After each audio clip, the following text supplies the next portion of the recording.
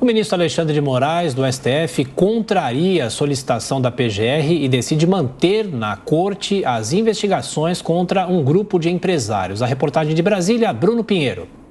A decisão do ministro Alexandre de Moraes é uma resposta ao pedido da defesa do empresário Luciano Hang, e que também foi alvo da operação da Polícia Federal determinada pelo ministro Alexandre de Moraes e baseada apenas em uma reportagem sobre um suposto conluio em favor de um golpe caso Lula vença as eleições.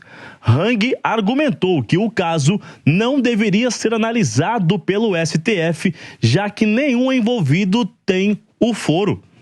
E segundo os advogados do empresário, as mensagens vazadas e que deram origem à investigação não geram ameaças a ministros do Supremo. Em resposta aos advogados, Alexandre de Moraes afirmou que a transferência da investigação para outra instância seria muito prematura, uma vez que a Polícia Federal ainda aguarda a conclusão de laudos periciais sobre os materiais que foram apreendidos. Na decisão, o ministro afirma que o poder de alcance das manifestações ilícitas fica absolutamente potencializado, considerada a condição financeira dos empresários apontados como envolvidos nos fatos, eis que possuem vultuosas quantias de dinheiro, enquanto pessoas naturais, e comandam empresas de grande porte e que contam com milhares de empregados.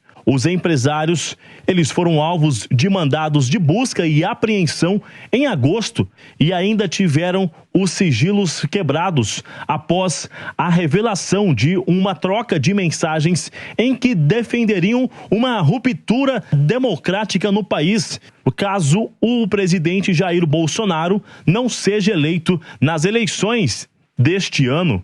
A Procuradoria-Geral da República defende o encerramento da investigação, argumentando que o processo tem uma série de ilegalidades, entre elas a falta de competência de Alexandre de Moraes para analisar o caso. Bom, para comentar as notícias do dia, a gente tem a Amanda Klein e aqui nos estúdios em São Paulo, Roberto Mota. Começo então por você, Mota, bem-vindo. E essa decisão de Alexandre de Moraes, quais as críticas que você faz a essa decisão, provavelmente? Bom dia, Adriana, bom dia, Amanda, bom dia, Tiago, bom dia a toda a nossa audiência. As críticas não sou eu que faço, as críticas quem faz, por exemplo, é a Procuradoria-Geral da República, que já explicou que essa investigação é indevida por uma série de razões. Primeiro, não existe crime de opinião. Depois, tratava-se de uma conversa privada. A investigação foi baseada numa fofoca, publicada numa coluna de um veículo de mídia. Nenhum desses empresários tem foro privilegiado, nenhum deles pode ser julgado pelo STF. Não há absolutamente nenhuma explicação jurídica para a existência desse inquérito. São pessoas honestas, trabalhadores, geram milhares de empregos e pagam milhões de reais em impostos todos os anos. Se essa investigação despropositada e sem nenhum fundamento jurídico acontece com eles, pode acontecer com qualquer um de nós. Amanda, quais motivos você entende que fazem Alexandre de Moraes insistir sim nessa investigação e ver gravidade nessa troca de conversas? Elas realmente colocavam em risco, ameaçavam a democracia, o processo eleitoral? Bom dia, Adriana, Tiago, Mota, bom dia aos nossos telespectadores da Jovem Pan News. É difícil dizer, é difícil responder, Adriana. Primeiro, o teor, o conteúdo das conversas são inquestionavelmente graves, gravíssimas, porque elas atentam contra a democracia e o Estado democrático de direito.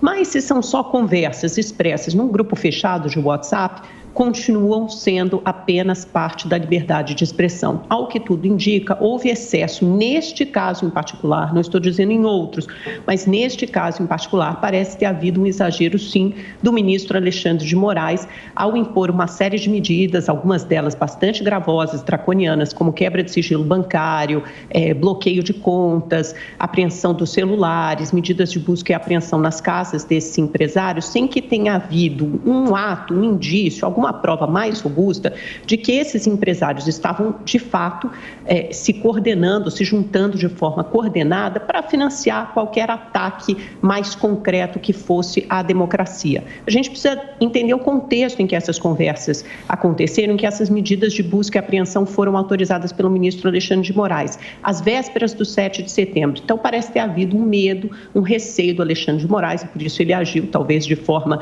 excessivamente zelosa ou cuidadosa para impedir que algo fosse feito no 7 de setembro, com receio de que algo pudesse estar sendo orquestrado por esses empresários e que isso pudesse ter consequências mais graves na comemoração, na celebração do Dia da Independência, do bicentenário que acabou sendo sequestrado, como vimos, pelo presidente Bolsonaro.